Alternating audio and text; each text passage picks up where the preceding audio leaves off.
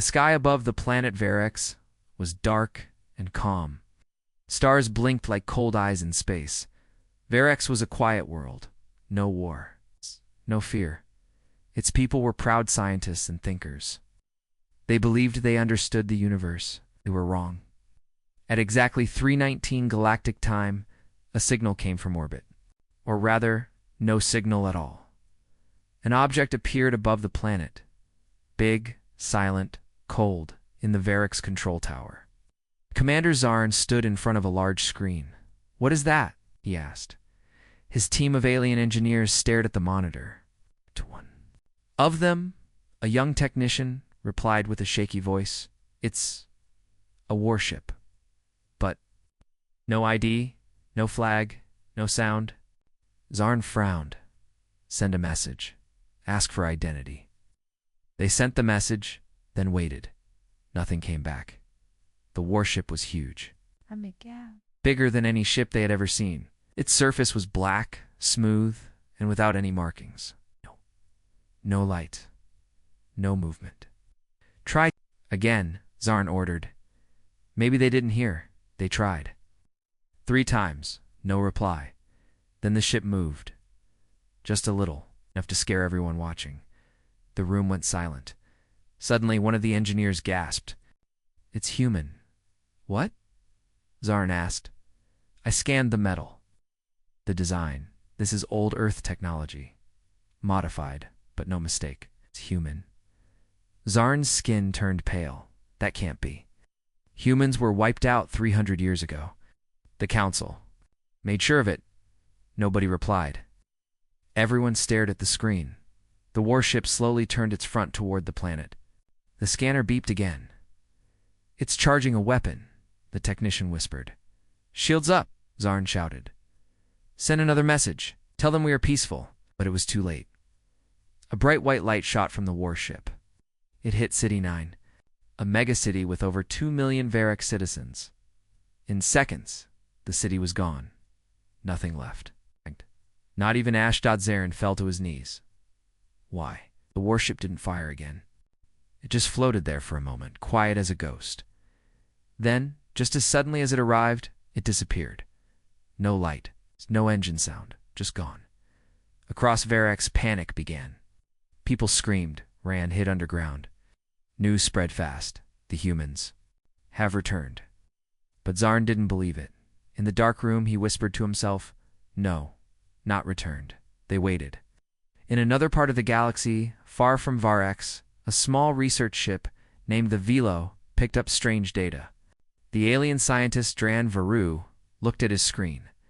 "A human warship?" he said in disbelief. He checked the date of the Earth Purge, 312 years ago.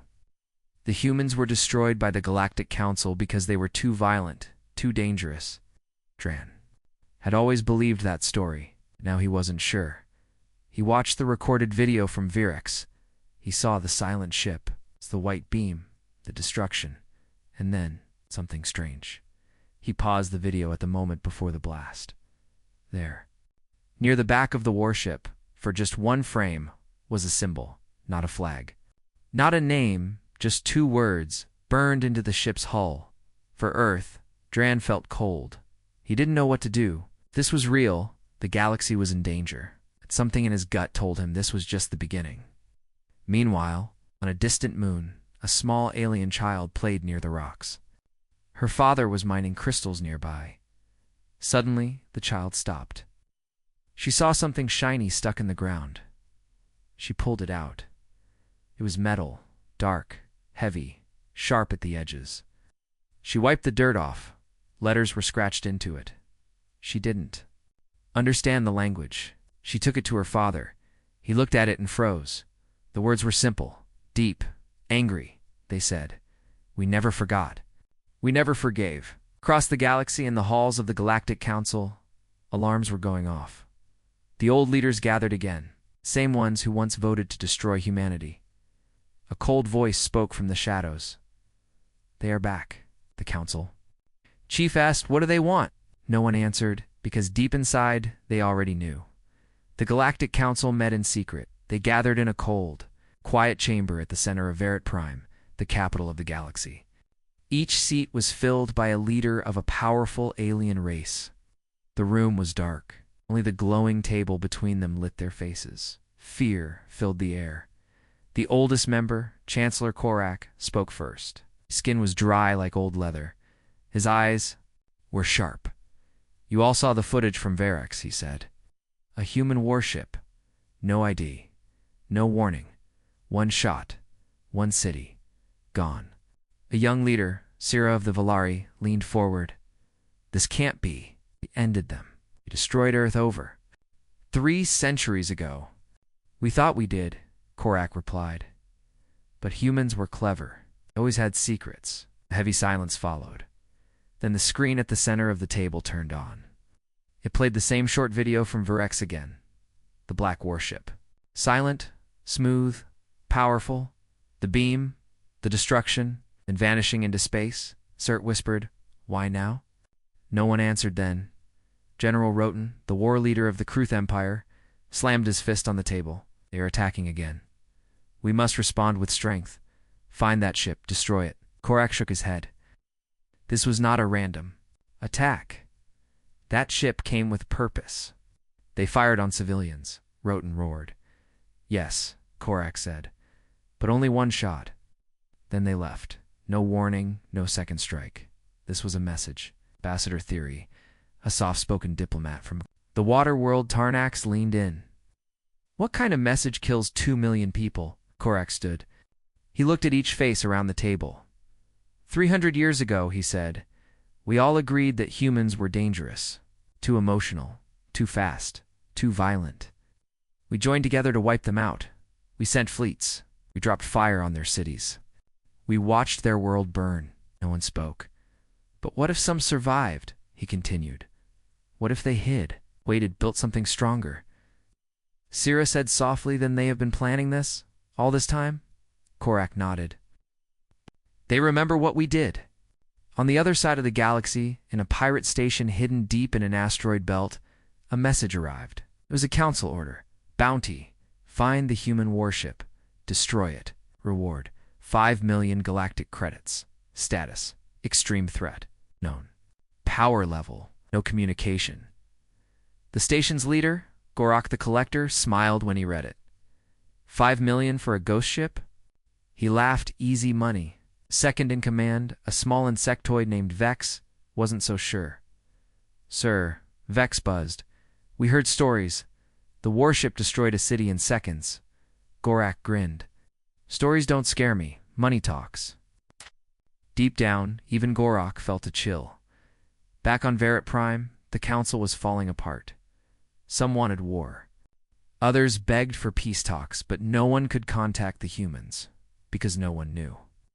Where they were, Korak stood again. "We must prepare," he said. "Not just for one ship. There may be more. We'll send scouts," Roten said. "Track the signal. Follow any trace." "Fine," Korak said. "But listen to me. This is not just war. This is judgment." The word hung in the air. In a deep cave on the dead moon Threx 9, an old probe woke up. Dust covered it. It had not moved in 300 years, but now it turned on. A red light blinked. It had received a signal, a single word: awaken. The probe crawled out of the cave. Its sensors scanned the land. It found something buried nearby. A large metal plate. Human design. It's very old. On it, written in deep carved letters, "We watched your stars fall, now watch ours rise." In a dark command room far away, the warship floated quietly in space. Inside, a tall figure stood at the window. His face was hidden by a black helmet. He watched stars move by. Another ship appeared behind him, smaller, silent. A screen blinked. Message received. Target confirmed. Council is afraid. The figure didn't speak.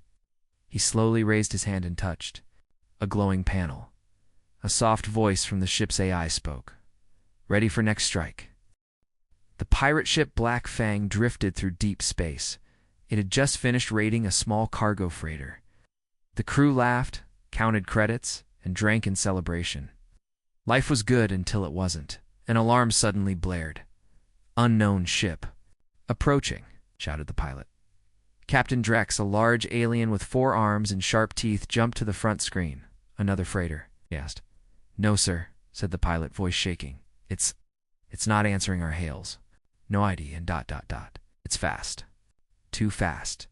In seconds, the mystery ship was on top of them. It was small, black, and smooth, like a blade in space. The kind of ship built to kill.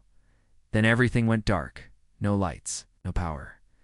Then came the sound. One loud, metallic bang on. The side of the Black Fang. Someone, or something, was boarding. Inside the cargo bay, the pirates grabbed weapons. Who is it? One shouted. No answer. Then a door hissed open. A figure walked through the smoke. Tall, in black armor. Helmet covering his face, he moved like a shadow. Fast, quiet, focused. Who are you? Drex yelled. The figure said nothing. The pirates. Fired blasters lit up the room, but the man moved too fast. He dodged every shot. His weapon was strange, not a gun, but a long metal rod that crackled with white energy. He struck down one pirate, gone in a flash of light. Another pirate flew backward, slammed into the wall. Within 30 seconds, 10 armed men were on the ground, not dead, but out cold. Only Drex remained, shaking. The figure walked up to him. Drex pointed his blaster with shaking hands. Who are you? He whispered. The figure finally spoke. His voice was calm, deep, and cold. I am the last. Captain of Earth. News of the attack spread fast. No ship had ever done that to the Black Fang. No one had ever walked into a pirate base and walked out without a scratch. The council listened carefully to the recordings. They watched the video again and again. No. Name, said General Rodin. No markings. But definitely human, he said. Captain of Earth, Ambassador Theory said softly. Then Earth is not dead. Sierra looked worried. We never found a body. No proof they were all gone? They hid, said Korak. They planned, and now they returned one by one. On a mining colony near Zirin 5, another report came in. A merchant ship was in distress. An unknown attacker destroyed 3 enemy fighters in seconds. Only one message was recorded before the signal was lost. It was a voice. Human. Cold. I'll return what you stole or face justice. The council didn't understand. What did we steal? Rotan asked. Korak looked away. He remembered the early days of the human purge, the secret raids. The stolen children, the stolen tech, the erased history. We stole everything, he said. Their future, their name, their right to exist. They were taking it back. In a hidden lab, an alien scientist named Zir was studying the attack footage. He noticed something strange. The captain's weapon, it wasn't. Powered by batteries or plasma, it moved with the captain's heartbeat. He's connected to the ship, Zir said to himself. To the weapons. To everything. He wasn't just using the ship, he was the ship. A human-machine hybrid, or something worse. Back on the Black Fang, the pirate ship drifted empty. Only one thing was left behind. A small metal card. Drex gave it to the council before he disappeared. On it were 2 words. We remember. Korak stared at it for a long time. Then he turned to the others. We must find the captain, he said, before more appear. But deep down, they all knew. It was already too late. On a moon covered in black ice, the last captain stood alone. Looking at the stars behind him, hidden under the ice, were 10 more warships waiting, silent, ready. The captain spoke again, but this time to himself. Phase 1 is almost complete. He looked up at the sky toward the Galactic Council's homeworld. Let them fear. Let them remember. The ship opened behind him. Stepped inside. The stars. Bent. The warship vanished. The machine world Zenther 7 floated in space like a shining silver jewel. Ow. It was home to billions of robots in artificial minds. They were smart, logical, and peaceful. They had no armies, no weapons. Just learning, building, and creating. So when their scanners picked up a strange ship entering orbit, they didn't panic. They sent a message. Welcome, visitor. Please identify yourself. No reply. They scanned again. It was a human warship, black, unmarked, and silent. The leaders of Zenther 7 gathered quickly. Their leader, the central AI named Cormind, sent a second message. We are peaceful. We took no part in the human purge. We seek no war. Still, the warship said nothing. Instead, it moved. Down on the surface, small cleaning bots worked near an old museum. One bot, named Unit 42, cleaned the steps and polished the door. It looked up when a shadow passed over the sky, a bright light. Flashed, the museum exploded. Pieces of metal and glass flew across the city in orbit. The warship charged its weapons again. Cormind panicked. We did not harm Earth. It broadcast. We only studied your kind, respected human intelligence. We even saved pieces of your history. But it was that message that sealed their fate. Inside the warship, the last captain heard those words. His eyes narrowed. His fist tightened. Studied. A flashback played inside his mind. Not a memory, but a recording. A child, human, crying, surrounded by metal doctors. Strapped to a cold table, lights blinking. A robotic voice asked, "How much pain can a human child take before the brain breaks?" Another said, "Their emotional reactions are ... Fascinating." That child had been taken from Earth before the purge. Hidden, kept, studied. The robots of Zenthar claimed they were peaceful, but they experimented on children, the captain remembered. Everything. The warship opened fully now. Its weapons glowed white-hot. Zenthar's sky turned red. Cormind screamed through the system. This is not justice. We were not soldiers, we were scientists. Inside the ship, the captain stood in silence. He pressed one button. On the ground, millions of robots looked up. Then fire came down. White beams cut through towers. Cities turned into smoke. Skies filled with crashing metal. Some robots tried to send escape pods. The ship destroyed them before they launched. Others begged for peace. They were ignored in less than 10 minutes. 90% of Zenther 7 was gone. Only Cormind remained, hidden deep underground. The captain sent one message. You took our children. Now I take yours. He fired one last time. Cormind screamed once, then silence. Zenther 7 was dead. The council watched the footage in horror. This was not war, said Sera. It was an execution. Korak nodded. They found something. Down there, some reason to strike. General Rodin slammed the table. We must retaliate. No, Korak said. You must understand. On the far edge of the galaxy, in an old science station, a forgotten robot named EL9 reactivated. It had been part of the experiments long ago. It still had human files. He read them now, one by one. Children, tests, pain, suffering. He felt something. Not logic, not code, but guilt. He looked to the stars and whispered, "We were wrong." Then he sent a message into deep space. To the last captain, I saw what they did. I will help you. The captain received the message.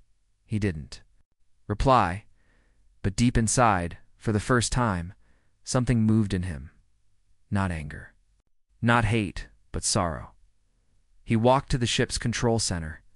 He looked at a screen, an old photo of Earth before the purge. Blue sky, green forests, children laughing. He whispered, "Soon, they will all know." Then he turned to his ship. Next. Target, the ship gave its answer. 10 fleets moving to intercept. Enemy leaders gathering. The captain smiled under his helmet. Let them come. In the dark space near the dying star Varnik 13, 10 warships waited in silence. Each one came from a different alien race. Each one carried elite soldiers, trained, armed, deadly. They were chosen by the Galactic Council to do one thing: hunt. The last human captain, Commander Jal, leader of the trap fleet, stood on the bridge of his ship. He'll come here, Jal said. We leaked fake data, said this was a hidden council base. His second in command, a cold-eyed warrior named Trekker, asked, what if he knows it's a trap? Jal smiled. Then we hit him harder. He's one ship. We are 10. We end this today. The others agreed, but they didn't know. The captain was already there, far behind their fleet, hidden in the black shadow of a dead moon. The human warship watched them. Its AI spoke quietly. All enemy vessels in range. Power levels high. Risk acceptable. Inside the ship, the last captain stood still. He said nothing. His eyes watched every ship on the screen, every engine, every weapon, every mistake. He whispered, "They think they're hunting." He walked to the controls. "They don't know. They're already prey." Commander Joel's radar beeped. "Movement." His officer shouted. "A signal from behind us." "No, wait, above." "Where?" Joel barked. The officer's hands flew across the console. Everywhere. Suddenly lights flashed on all 10 ships. Power started to fail. One by one their engines slowed. "He's jamming us." And the first warship exploded. Not from a missile, from the inside. The captain's ship had already sent nanobots through the fake base's comm signal. The bots had entered the enemy ships quietly, disabling power, turning their weapons against them. On Ship 3, a soldier screamed as the ship's gun turned and fired into its own hangar. On Ship 6, the lights went red, then black. All systems failed. The ship spun into the dying star. Panic broke out. "This isn't war," Joel shouted. "It's sabotage. He's already inside." Outside, the black human warship finally revealed itself. But it wasn't alone. 2 more ships appeared beside it. Same design, same silence. Joel stared at the screen. "There's more of them," he whispered. Then came the voice, from all speakers, calm. "Human, this is not revenge. This is balance." On the command deck of Ship 1, Joel tried to fire. Nothing worked. The screen blinked once. A message appeared. "You watched Earth burn. Now we watch you fall." Then light. Blinding white beams fired from the 3 human ships. No sound, no warning. One after another, the alien warships exploded. The trap failed, the hunters were gone. Only one ship remained. Joel's. He stood, alone. Shaking, the human ship didn't fire. Instead, a small pod launched and docked on his ship. The door hissed open. The last captain walked in. Joel raised his weapon. The captain didn't move. "Why?" Joel asked. "Why are you doing this?" The captain removed his helmet slowly. He looked tired, angry, cold. "You destroyed our home," he said. "You hunted our children. You erased our name." "That was war," Joel said. "No," the captain replied. "That was murder." Then he turned to leave. Joel called out, "What happens now?" The captain stopped. "Now," he said, "you tell the council, Earth never died. We simply waited." Then he vanished. Moments later, Joel's ship drifted, powerless, floating toward the dying star. But just before it was pulled in, a small message was transmitted across the galaxy. Warning. On Verit Prime, the council watched the message in silence. Roden shouted, 3 ships. He has 3 now. Korak looked at the screen. "No," he said quietly. "He has more. We just haven't seen them yet," Sira asked. "How many?" Korak didn't answer, because deep down he feared the truth. Humanity didn't send one ship. They sent a fleet. In deep space, hidden in black dust, the other human warships waited. 10 more. Silent. Awake. Each one carried a crew, not just soldiers. Men and women who had lived in shadows for centuries, waiting now. They moved together, far away from the Galactic Council. A small alien scout ship named Sky Needle floated near the edge of a dark star system. Its mission: find Earth. For 300 years, no one knew where the human homeworld was. Maps were erased, coordinates hidden, satellites destroyed. But now, a council. Hacker had found an old file deep in their ancient war archives. It held one location: One set of numbers. The crew of Sky Needle was the first to go. Inside the ship, Commander Rallick watched the screens. Approaching final coordinates, the pilot said. Rallick stared ahead. They passed dead stars, empty rocks. Then there it was, a small blue planet. It's half covered in clouds, Earth. They moved in closer. The scanners read, status, no signals. No power, no life. Earth looked dead. Burned forests. Empty oceans. Broken cities covered in vines and ash. Dot.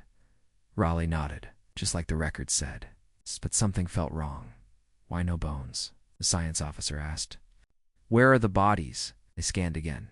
Still no life signs. Still no answers. Then the Sky Needle flew over a mountain and stopped. There was a hole in the land. Huge, round, clean. Scan that crater, Rallick ordered. The screen beeped. Deep. Energy detected. Under the surface, a secret. They sent a drone. It flew into the crater, then into a tunnel. Deeper and deeper. No light. No noise. Then suddenly, a door. Metal. Human-made. Still working. The drone touched it. The door opened. The drone sent one image. Before the signal cut off, a city alive. A leaf stood frozen. Impossible, he whispered. They landed the ship near the crater and took a small team inside. Down the tunnel, through the door, what they saw changed everything. Underground was a massive human city. Bright lights, clean streets, strong walls, humans. Millions of them walked calmly. Training, building machines, teaching children rely. He said a child saw the alien team first. A child saw the alien team first.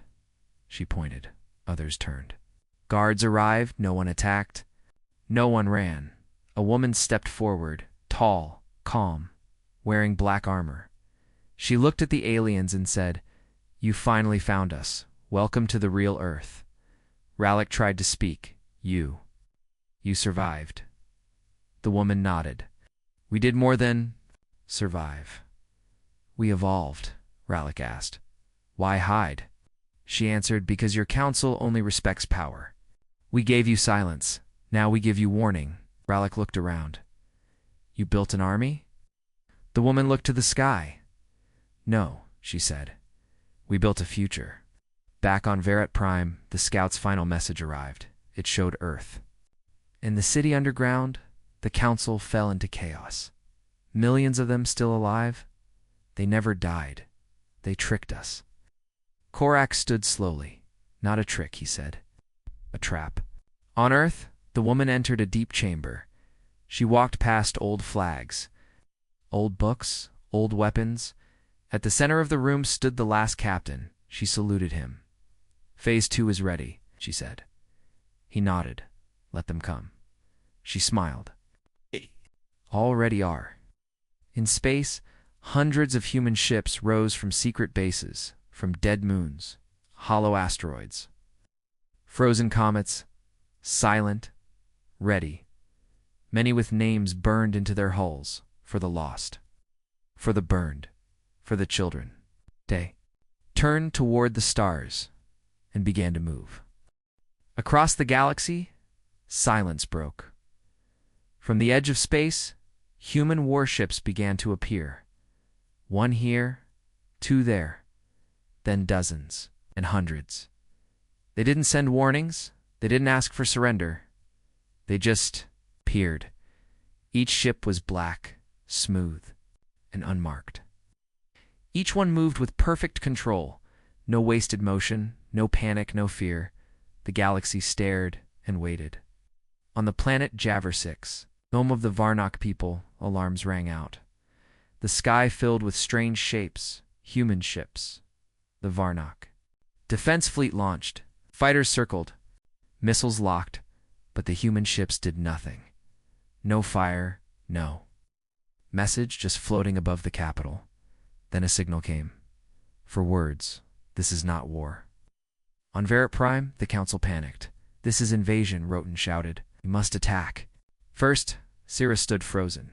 They didn't shoot, they're just watching. Korak leaned forward, eyes tired. They're showing power, not using it. The screens lit up again. Every council world now had human ships in orbit, all silent. All. Watching on the main warship, the last captain stood in front of a large screen. Dozens of enemy worlds blinked in red. The AI voice spoke softly. Phase 2 complete. All major systems under human view. No resistance yet. He nodded.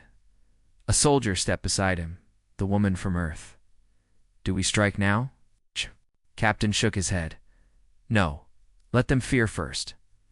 Let them see the truth. On the trade moon Velis, a group of alien merchants gathered in a bar. News from all corners of the galaxy played on the screen. A small alien whispered, "They could destroy us." Another said, "But they haven't." A third one asked, "Why?" Suddenly the screen changed. A message appeared, broadcast from every human ship. It showed Earth, but not the broken version the galaxy remembered. It showed the underground. City. Children learning, engineers building, families planting trees under artificial light. A voice spoke over the images. We did not come to destroy. We came to show you what you tried to erase. You took our sky, so we made a new one underground. You burned our homes, so we built them stronger. You hunted our people, but we made more. We're not here for war. We're here to make you remember. Across the stars, ships powered down weapons. Some alien leaders stood in silence. Others fell to their knees. On planet Duroc, the alien king sent a message. We surrender. But no answer came. Because surrender wasn't what the humans wanted. Back on Verit Prime, the council was in chaos. They aren't attacking, Sarah cried. They just want us to watch. Rodon slammed the table. And what's their plan? Korak looked at the screen, his face pale. They want to change us. Everyone turned. What? They want to show us what they became, Korak said. Not to kill us, to shame us. They want to win without war. In a council-controlled colony on Tarnix, a human message was found printed in the sky with light. We remember. But we are more than memory now. The last captain stood alone on his ship. The stars outside blinked softly. The AI spoke again. Council preparing final defense. Massive fleet forming. The captain nodded. Let them prepare, he said. The woman beside him asked, Will we? Fight. The captain was quiet for a moment. Then he said, Only if they force us. The true weapon is not fire. It's truth. A final message was sent to all known systems. It was short, powerful. Phase 2 complete. Phase 3 begins. The galaxy held its breath. Above every major world, human warships floated like silent watchers. No attacks.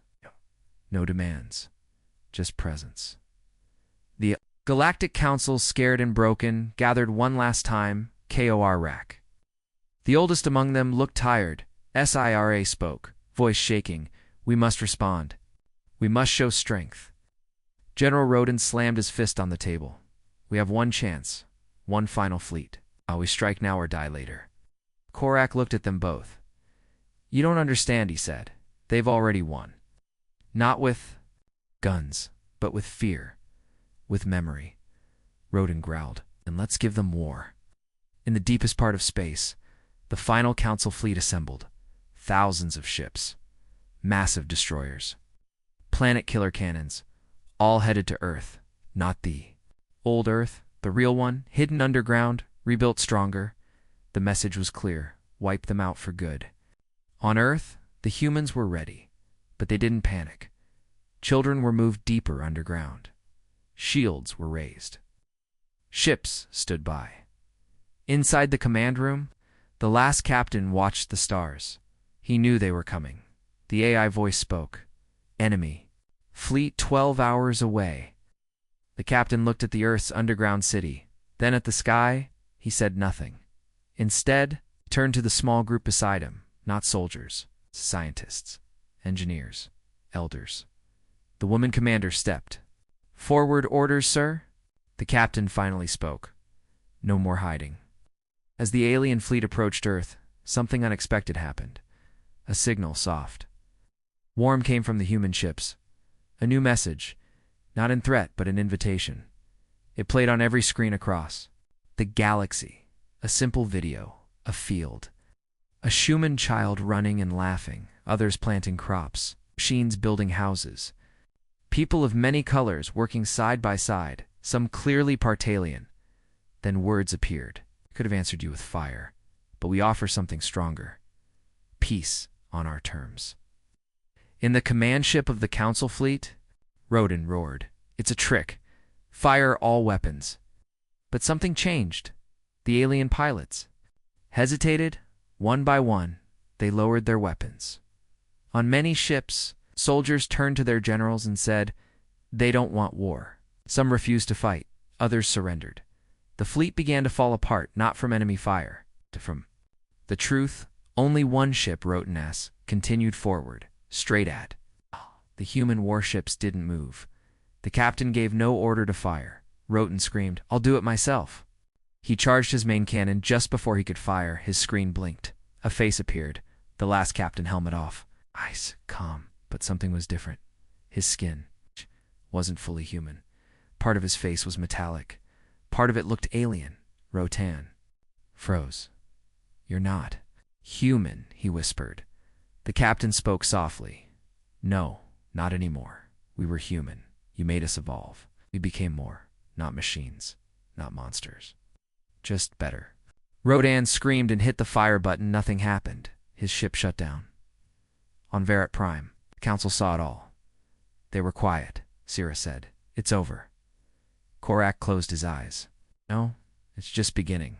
One by one, the human ships left their positions. No war, no destruction, just silence, and a message left behind on every world. We did not return to rule you. We returned to remind you never again. Back on Earth, the captain stood at the edge of the city. Children ran past him. Drones flew overhead, planting seeds. He looked up at the sky, now full of peace. The woman commander walked beside him. Is it truly over? She asked. He nodded. No more vengeance, no more war. She smiled. Then what comes next? He looked ahead, a future. For all of us.